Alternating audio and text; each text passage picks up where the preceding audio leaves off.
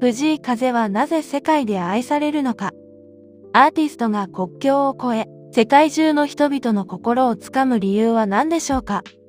藤井風は、まさにそれを実現しました。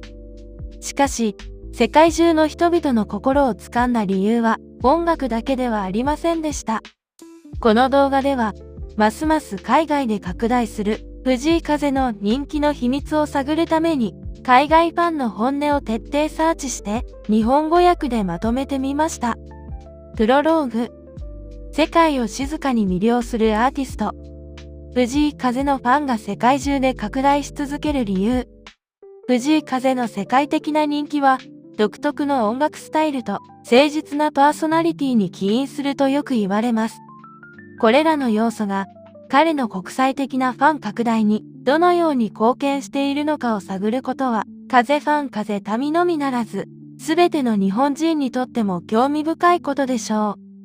皆さんは、藤井風という日本のシンガーソングライターについてどこまでご存知でしょうか。おそらく多くの方は、聞いたことはある、海外でも人気らしいという程度の認識かもしれません。もちろん風民の皆さんは多くのことを知っているでしょう。しかし、この藤井風が巻き起こしている世界的な音楽センセーションについてあなたが知っていることは一度忘れてみてください。世界中の何百万人もの人々が静かに魅了されているその理由は皆さんが想像しているものとは違うかもしれないからです。実は彼の世界的な広がりは単なる流行や一時的なムーブメントといった次元ではなく、より深い根源的な何かによって支えられています。この動画では、全世界のファンコミュニティ、メディア、ウェブサイト、SNS を徹底サーチして、海外ファンの本音を収集し、彼の揺るぎない世界的な人気を支える理由を日本語訳でまとめ、それら知られざる物語を紐解いていきます。藤井風の爆発的なグローバル成長の裏にある魔法は何なのか。彼を世界の舞台へと押し上げた要素は何なのか。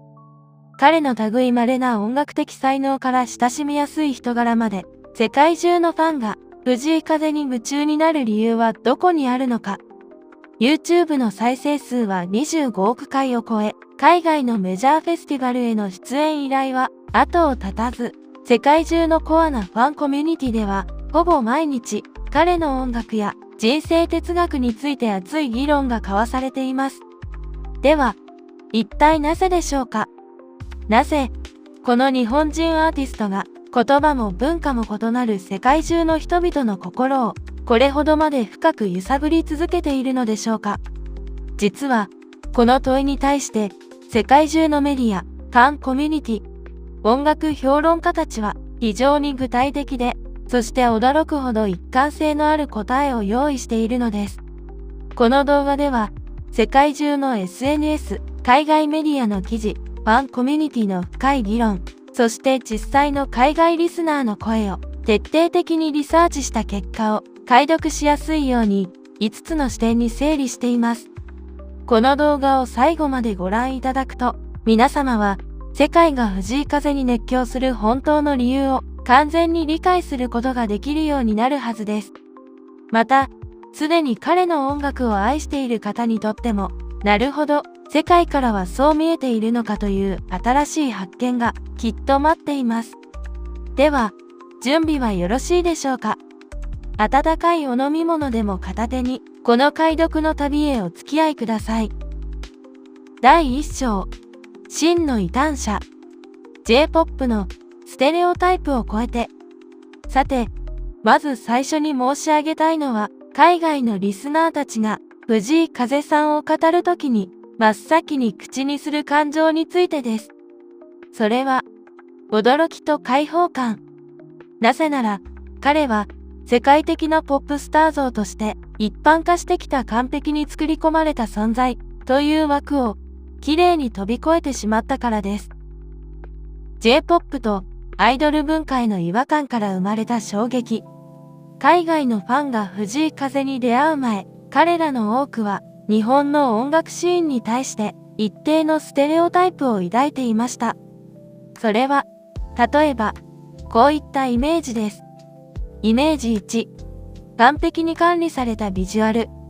アイドルグループにせよ、J-POP シンガーにせよ、彼らはいつも完璧な笑顔を振りまき、理想的な存在として振る舞うもの。髪一本、メイク一つに至るまで、プロが監督する商品のようなイメージ。イメージに、距離感のあるスター性。彼らは、ファンから見ると遠い存在。握手会やファンサービスはあっても、本当の素顔は決して見えない。その神秘性こそが、消費される商品価値だったのです。イメージ3、メディアコントロールの徹底。何を話すか、何を投稿するか、すべてが事務所によって綿密にコントロールされている。ファンが見るのは、メディアに許可された偶像だけ。それが、日本のポップスターというものに対する、海外での一般的な認識でした。その常識を壊した飾らない姿。しかし、藤井風さんは、その常識を軽やかに飛び越えました。海外のファンが初めに驚くのは、彼のソーシャルメディアです。インスタグラムを開くと、そこに映るのは、完璧に撮影された世界ではありません。寝癖がついたまま、パジャマのような格好でピアノに向かう姿。変顔をして遊ぶ動画。今日はしんどかったという、素の言葉。これらを見た海外のファンからは、こんなコメントが相次ぎました。ファンコメント1、アメリカ。これまで日本のアーティストを見てきた中で、最初からこんなに素の自分を見せている人は初めてだ。驚いた。そして好きになった。ファンコメント2、ドイツ。彼は自分を商品として見ていない。ただの一人の人間だ。現代の SNS 社会では、これは本当に稀な存在だ。ファンコメント3、ブラジル。完璧な笑顔で、ファンの皆さんありがとうというのではなく、今日は眠いなと言ってくれる。その方が、ずっと信じられる。つまり、彼が海外で愛された第一の理由は、ありのままの自分を何の防備もなく見せる勇気だったのです。舞台裏映像が生み出した親密さ。さらに興味深いのは、YouTube に投稿される舞台裏の映像です。彼は時々、ライブ本番数時間前の準備中の姿をカメラに収めます。緊張している顔。曲について考え込んでいる表情。スタッフとの何気ない会話。こうした映像を見た海外のファンたちは彼に対して一人の人間としての信頼を抱くようになります。海外ファンコメント。彼はステージ上だけが本当の自分ではなく、舞台裏のダラダラしている時間も全部が本当の藤井風なんだと感じた。完璧なパフォーマンスを見せるために裏での苦労を隠す。これが従来のエンターテイナーの鉄則だった。だけど彼は違う。その過程も、その不安も、全部が彼の音楽の一部だと言っている。謙虚さが言語の壁を越える。また、彼のインタビュー映像を見た海外のファンが一様に感じるのが、彼の謙虚さです。自分の成功について聞かれても、決して自分の才能のおかげとは言いません。代わりに、周りのおかげ、運が良かった。信じてくれたファンのおかげと答えます。さらには、自分の精神的な葛藤についても、ためらわずに語ります。不安を感じることもある。迷うことも多い。完全に達成したと思ったことはない。と、海外ファンの分析。音楽ジャーナリスト。通常、成功したアーティストは、自分の達成を正当化し、自分の優秀性を強調する傾向があります。しかし藤井風は異なります。彼は謙虚に、継続的に自分自身に問い続けているアーティストとして映ります。これは非常に誠実で、かつ真の成熟を示しています。異言語、コミュニケーション、話し方が伝える誠実さ。ここで極めて興味深い現象が起きています。海外のファンたちの多くは、日本語がわかりません。しかし、彼のインタビュー映像を見ると、字幕や翻訳がなくても、この人は信じられるという感覚が伝わると述べています。それは、彼の話し方そのものが発するエネルギーです。ゆっくりとした、焦らない話し方。相手の質問に対して、一拍置いて、丁寧に考えて答える姿勢。目を見つめ、相手を尊重する眼差し。時折見せる、照れくさそうな笑い。わからない難しいと素直に認める勇気。これらの非言語的な要素が、言葉を超えて海外リスナーの心に直接届いているのです。海外ファン、スウェーデン。彼の日本語インタビューを見ています。日本語はわかりませんが、彼の話し方、彼の目、彼の態度から、この人は嘘をついていないということが確実に伝わります。それが信頼につながります。第1章のまとめ。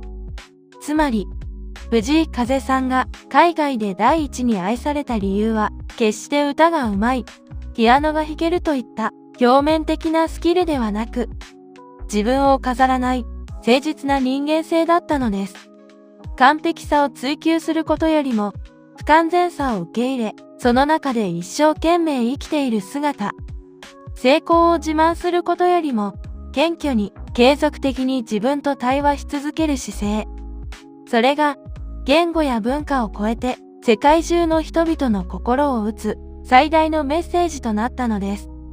しかし、当然ながら、いくら人柄が素晴らしくても、音楽そのものが心を揺さぶらなければ、世界的なムーブメントへとは発展しません。では次に、その音の正体に迫ってまいりましょう。実は、彼のサウンドには、世界中の誰もが懐かしいと感じる、ある秘密が隠されていたのです。第2章、ジャンルを超えた輝き、普遍的なサウンドの秘密。ここから話すのは、藤井風さんを世界へ押し上げた最大の武器についてです。それが、彼の音楽性の普遍性です。海外の音楽、評論家やミュージシャンたちが彼の楽曲を聴いた時の第一声は、ほぼ例外なくこれです。Categorizing is impossible. ジャンル分けが不可能だ。東洋と西洋、古典と現代が出会う地点。彼の楽曲を分析した海外の音楽理論家たちは、その構成に驚きを隠しません。要素1、R&B、ジャズの洗練さ。彼の歌い回し、コード進行、リズムの取り方は、典型的なアフリカン・アメリカン音楽の系譜に属しています。ニューヨークのジャズクラブで流れていてもおかしくないような、洗練されたグルーブやボーカルのビブラートやアドリブの技巧は、プロの R&B ジャズシンガーと比較しても遜色がありません。海外音楽理論家のコメント。彼のボーカルテクニックはアメリカの黒人音楽の伝統を完全に理解し、習得している証だ。これは東洋人が成し遂げるには通常、膨大な時間と努力が必要な領域だ。だが彼は、それを完全にものにしている。要素に、クラシック音楽の格調高さ。彼はピアノを幼少期から学んでいます。そのため、彼の楽曲に含まれるピアノラインには、ショパンやドビュッシーを彷彿とさせる音楽史的な深みが感じられます。シンプルな伴奏のように聞こえながら、実は複雑で洗練された和音が見事に配置されています。海外クラシック音楽家のコメント。彼のピアノアレンジメントを見て驚いた。ポップスの枠の中での制約がありながら、クラシック音楽の美学を完全に保持している。これは非常に高度な音楽的教養を示している。要素3、日本の歌謡曲伝統音楽の情緒。そして、一見すると最も異質に思えるこの要素が、実は全てを統合させる鍵になっています。彼のメロディーラインには、日本の昭和歌謡や、さらには演歌に通じるような、土着的な美しさが含まれています。海外ファン、日本文化研究者。彼の音楽を聴いていて気づくのは、西洋のアカデミックな音楽理論で、完全に説明できないメロディーが存在することです。それは日本人の心情に根ざした何かです。東洋と西洋が出会う地点が彼の音楽です。勝り方が完璧な理由。しかし、ここで一つ重要なポイントがあります。これらの要素を単にごちゃ混ぜにしたら、混乱した統一性を欠いた音楽になるはずです。にもかかわらず、彼の楽曲は完璧な調和は保たれているのはなぜでしょうか。その秘密は、すべての要素が一人の人間の感性というフィルターを通って統一されているからです。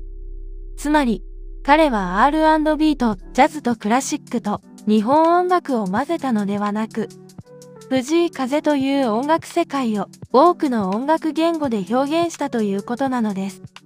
世界中の異なるリスナーが自分ごととして聴ける理由。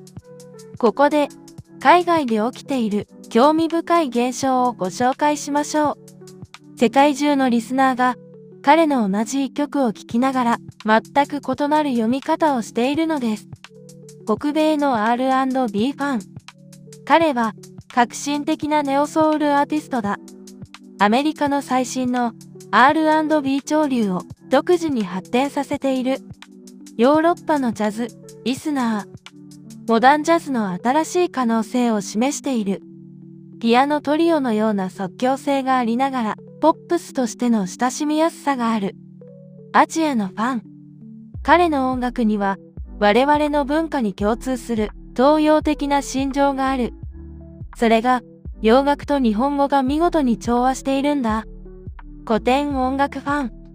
ポップスという枠組みの中で、バッハやショパンに通じる音楽の本質を追求している。驚くべきことに、彼らは全員、同じ曲を聴いて、自分たちの音楽言語でそれを理解しているのです。つまり、藤井風の音楽は、ボーダーレスなのです。海外ミュージシャンからのリアクション。彼の音楽に対しては、海外の著名なミュージシャンからも、敬意と驚嘆の声が寄せられています。アメリカのジャズピアニスト。彼はクラシック、ジャズ、ポップス、ワールドミュージックを完全に統合させている。これを実現できるミュージシャンは、世界的に見ても数えるほどしかいない。イギリスの音楽プロデューサー。彼の楽曲は、一度作られた後、永遠に色褪せることがない。つまり、音楽的な本質を持っている。トレンドに左右されない、真の普遍性がある。スウェーデンの音楽理論家。ジャンル分けしようとする試みそのものが、彼の音楽の本質を損なう。彼は藤井風という新しいジャンルそのものなのだ。第2章のまとめ。つまり、彼が世界で愛される第2の理由は、その普遍的なサウンドです。東洋と西洋、古典と現代、シンプルさと複雑さが見事に調和した音楽世界。それは、世界中のどこに住む人でも自分たちの文化的背景に関係なく、その中に自分たちのための何かを見出すことができるのです。しかし、いくら素晴らしい楽曲があっても、それが録音された音源の形でしか存在しなければ、ここまでの世界的な熱狂は起きません。次のセクションでは、彼の音楽を生きたものへと変え、観客の心を揺さぶる、そのライブパフォーマンスの力についてお話しします。実は、世界中のコアなファンが彼にハマるきっかけの大部分は、このライブ映像を見た瞬間なのです。第3章、パフォーマンスの力。魅惑的なライブエネルギー。さて、ここから話すのは、多くの海外ファンが人生が変わった瞬間として語る、彼のライブパフォーマンスについてです。記録的なデータがあります。彼がステージに立つ映像が YouTube に投稿されると、その再生数は公式 MV 以上のペースで伸びていくのです。なぜでしょうか？それは、同じ曲でも、ライブは毎回違うからです。超越的と評される、数万人規模のステージ。2024年、彼は世界有数の音楽フェス、コーチェラに出演しました。数万人の観客が集まるステージです。そこで起きたのは、多くの海外メディアが予想外の現象と報道した出来事です。彼は、たった一人、ピアノ一台だけでステージに立ちました。派手な照明も、バックダンサーも、サポートミュージシャンもいません。ただ、彼と、彼のピアノだけです。その瞬間、数万人が息を飲み、会場の喧騒が消え、水を打ったような静寂が訪れました。そして、最初の一音が鳴り響いたとき、観客全体がその音に吸い込まれたのです。コーチェラの観客コメント。当時ツイッター、彼は、フェスティバルの全ステージの中で最高のパフォーマンスをした。豪華な装置や大人数のダンサーは不要だった。彼一人で十分だった。数万人の中、彼のピアノだけで私の心は完全に支配されました。これは音楽というより精神的な体験でした。彼のステージを見て泣きました。言葉では説明できません。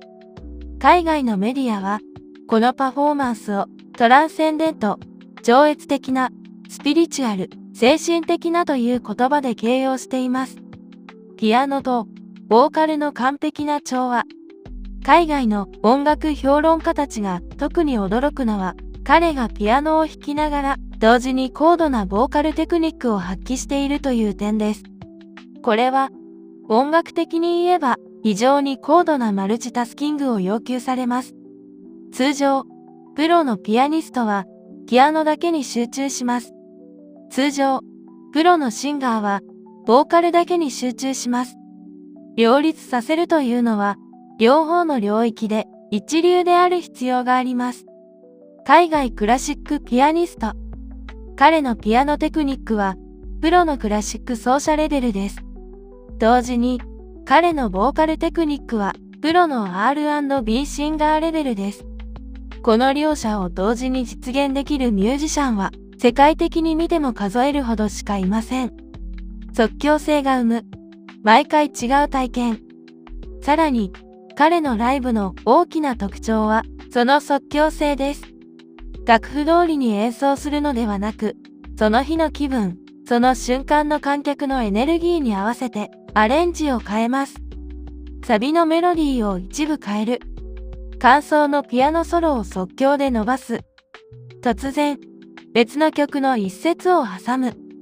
アカペラで一部を歌い直す。こうしたリアルタイムの創作が起きるため、同じ曲でも毎回異なる体験になるのです。海外ファン。ライブ動画のコメント。彼の曲は CD で聴くのとライブで聴くのでは全く別物です。ライブではその瞬間だけの魔法が起きている。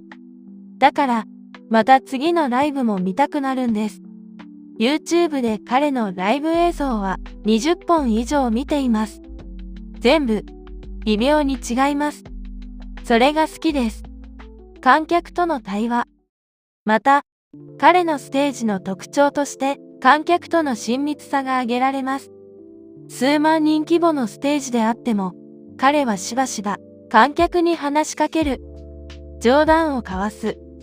観客の反応を見て曲のテンポやキーを変える。このライブを見ている観客は完璧なショーを見せられているという受け身的な感覚ではなく、この瞬間を一緒に想像しているという能動的な感覚を抱くようになります。海外ファン。レディットでの議論。彼のライブは見るのではなく参加するものです。会場の全員が彼の音楽と心を通わせているような感覚になります。これは通常のコンサートにはない体験です。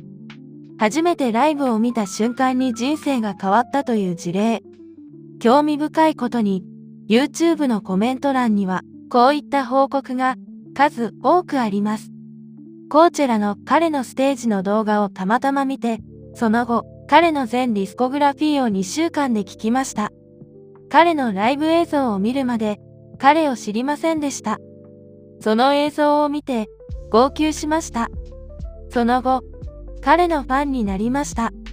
彼のピアノの才能、歌の才能、そして何より観客を大切にする姿勢に感動しました。これ以降、彼なしでは生きられないほどのファンになってしまいました。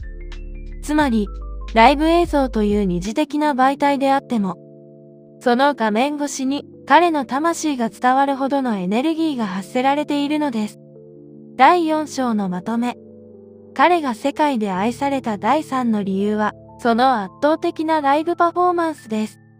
完璧さを求めるのではなく、その瞬間の真実を全身で表現する姿。観客との心の距離を詰め、一緒に時間を共有しようとする誠実さ。毎回異なる想像が起きるライブという現場。これらが画面越しでさえも見た人の人生を変えてしまうほどの力を持っているのです。しかし、ライブの素晴らしさは実際にその場にいるか映像を見た限定的な人にしか伝わりません。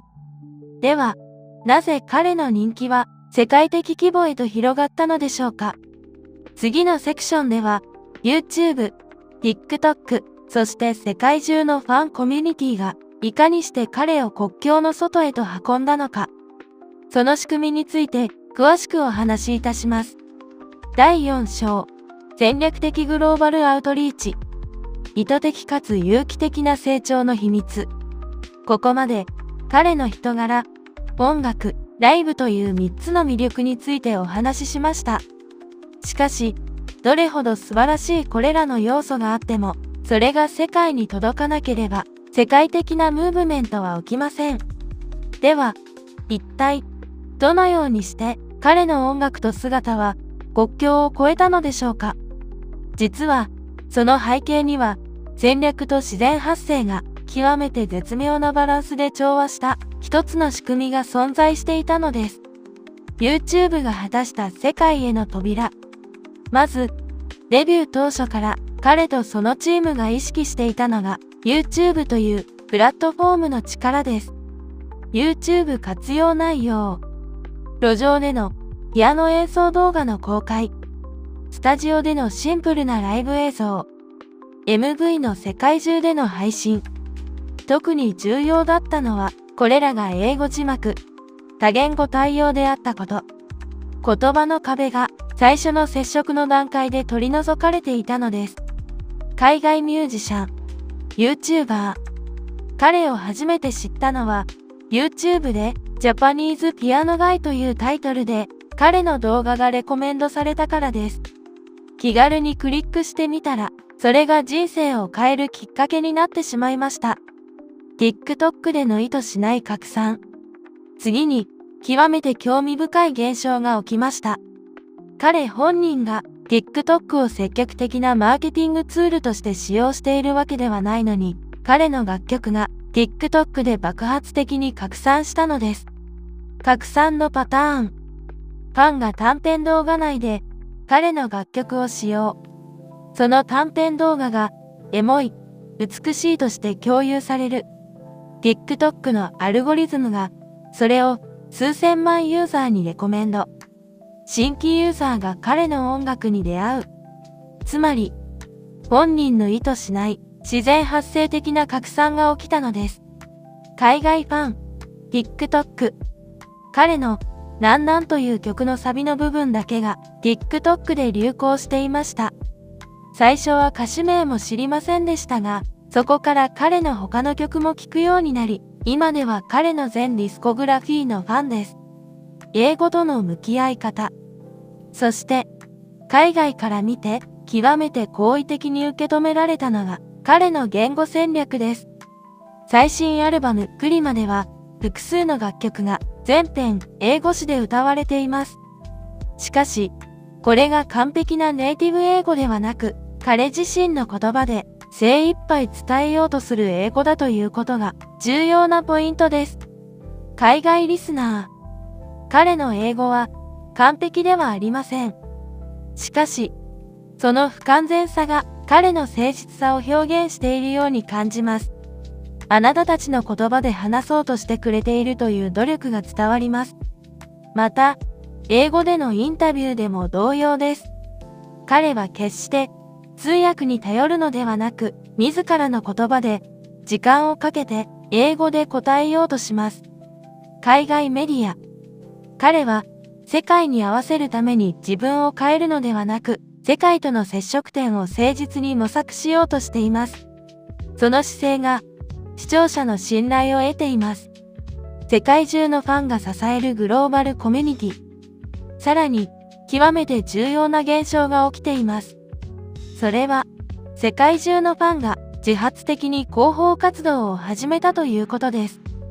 自発的なファン活動の事例。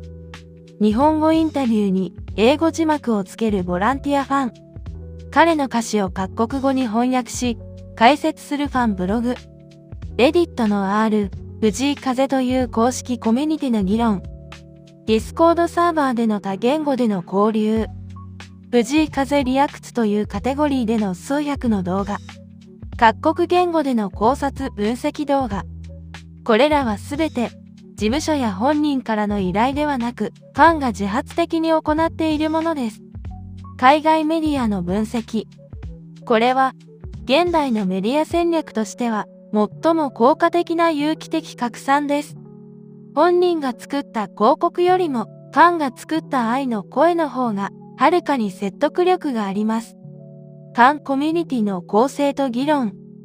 また、興味深いことに、彼の海外ファンコミュニティは、極めて多様性に富んでいます。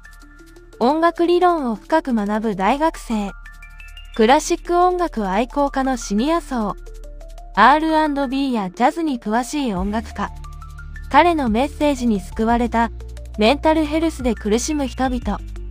日本文化に興味を持つ海外ファン。これらの異なるバックグラウンドを持つ人々が、彼の音楽という共通項でつながり、毎日、熱い議論を交わしています。レディット、R、藤井風での議論例。スレッド1、なんなんのコード進行の分析。40以上のコメントで、音楽理論的な深い解析が繰り広げられる。スレッド2、彼の歌詞に込められた人生哲学。世界中のファンが自分たちの人生経験と照らし合わせてメッセージを解釈する。スレッド3、彼の音楽で救われた経験。うつ病、不安障害、人間関係の悩みなど、様々な人生の困難で助けられた体験が共有される。第4章のまとめ。つまり、彼が世界へ拡散した理由は、決して大規模な広告キャンペーンによるものではなく、彼自身が用意した質の高い音楽と、世界への誠実な向き合い方。それに感動したファンたちの自発的な愛の発信。YouTube や TikTok といったプラットフォームのアルゴリズム。これら3つが有機的に組み合わさった結果なのです。言い換えるなら、戦略と自然発生のバランスが極めて理想的な形で調和した稀有な事例が彼の国際的成功なのです。では最後に、このような彼がこれからどこへ向かおうとしているのか、世界は彼に何を期待しているのか、そして彼がもたらすメッセージの永遠の価値についてお話しして締めくくりたいと思います。第5章、藤井風の未来、止まらない勢い。さて、いよいよ最後のセクションです。ここまで彼が世界で愛される4つの理由をたどってまいりました。では最後に、これからの彼について、そして彼が世界にもたらす未来について、静かに思いを馳せてみましょう。まだ始まったばかりというのが、海外メディアの一致した見解。興味深いことに、彼の現在の人気について、海外のメディアは、すでに成功しているとは考えていません。代わりに、彼らは口を揃えてこう述べます。藤井風の世界進出は、まだ始まったばかりである。これからが本当の勝負だ。その理由は、彼がまだ西洋のメインストリームにはいないからです。海外音楽メディアの分析。Spotify の再生数、チャートインの数字を見ると、彼はまだニッチな高級嗜好品の位置にいます。今後、より広いマスマーケットに浸透するかどうかが、彼の真の国際的成功の指標になるでしょう。国際ツアーとコラボレーションの加速。実際のところ、ここ数年で彼の活動は急速にグローバル化しています。北米での大規模ツアー決定、ヨーロッパでの複数公演、アジア各地での動員拡大、著名な海外アーティストとのコラボレーションが増加。これらは、彼が単なる日本のアーティストから国際的アーティストへシフトしていることを示しています。芸術的誠実さを保ったままメインストリームで成功できるかという問い。ここで多くのメディアとファンが提起している問いがあります。それは、彼は自分の芸術的誠実さを保ったまま西洋のメインストリームで成功できるのかという問題です。歴史的に見ると、アジアのアーティストが西洋市場で大成功する際、しばしば以下のようなことが起きています。サウンドを西洋化させられる。本来の自分らしさを失う。商業的な成功と引き換えに芸術性を失う。海外評論家の懸念。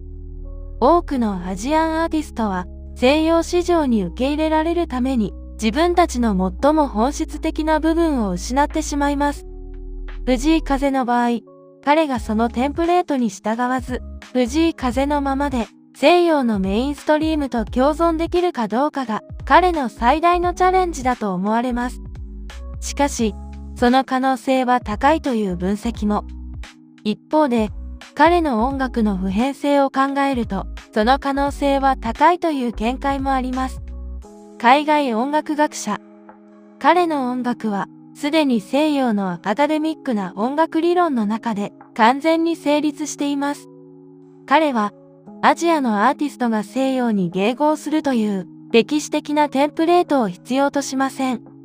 なぜなら、彼の音楽はすでに普遍的だからです。メッセージの永遠性、平和愛、誠実さ。そして、ここが最も重要なポイントです。彼が世界で愛される最根底的な理由は、彼の音楽に込められたメッセージにあります。彼の楽曲やインタビューを通じて発信されるメッセージは、大きく3つに分類されます。メッセージ1、自分を愛することの大切さ。彼は、歌や言葉を通じて、こう述べています。自分を責めすぎないでいい。完璧である必要はない。ありのままの自分で大丈夫。これは完璧さを求め、自分に厳しく常に競争にさらされている現代人の心に深く響きます。メッセージに人間の本質としての愛。彼の楽曲、満ちてゆくにはこんな歌詞があります。何もないけれど、すべて差し出すよ。これは無条件にすべてを差し出すことで心が軽くなり満たされることを示していて、まさに風さんが世界で示している愛そのものです。メッセージ3、誠実さへの参加。そして彼の最大のメッセージは彼の生き方そのものです。飾らない、ごまかさない、嘘をつかない。その誠実さそのものが最高の音楽であり、最高のメッセージなのだということです。現代社会における救済者としての機能。興味深いことに、彼のファンの中には、精神的な苦難にある人々が非常に多いとのコメントが多く見られます。ファン、うつ病で苦しむ方。彼の歌詞を聞いて、自分は完璧である必要はない、ありのままで大丈夫という言葉に救われました。セラピストに行く余裕はありませんでしたが、彼の音楽はその役割を果たしてくれました。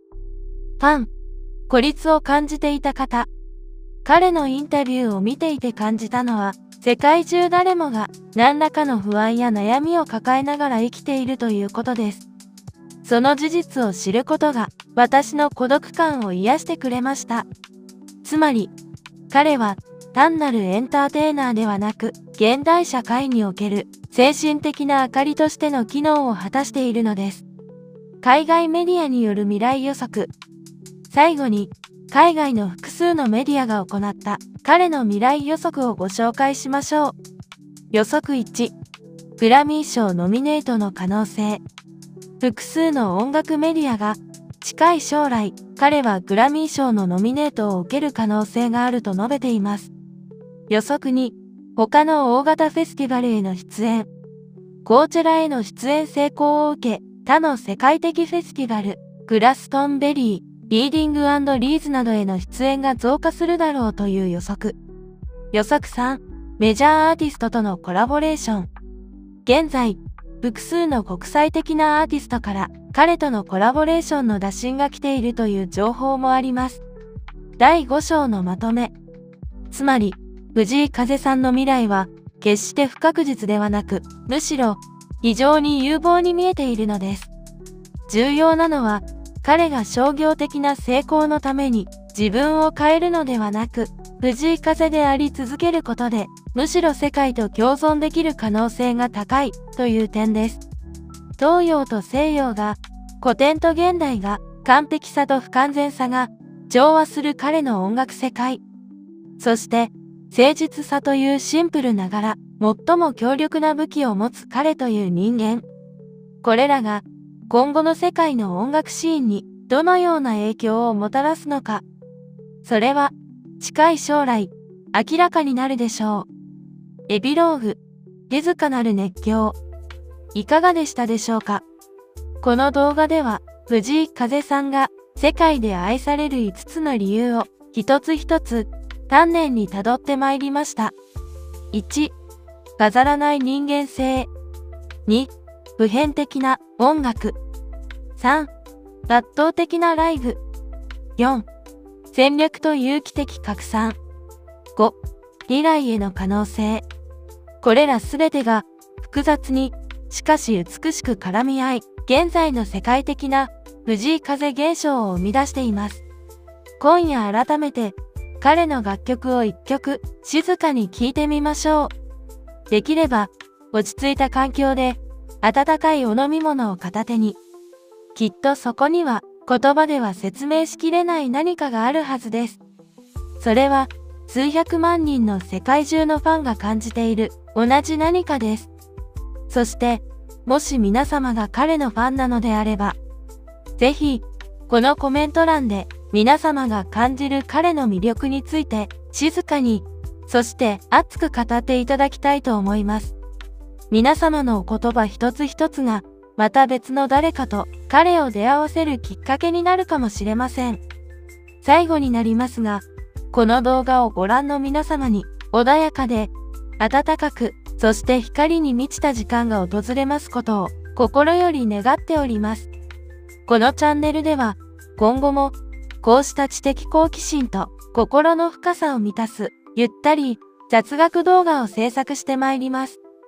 チャンネル登録をいただけると次の動画の通知が届きますので、ぜひお願いいたします。また、メンバーシップも様々な特典をご用意しています。詳しくはチャンネルトップのメンバーになるからご覧いただけます。それではまた次の動画でお会いしましょう。最後までご視聴いただきありがとうございました。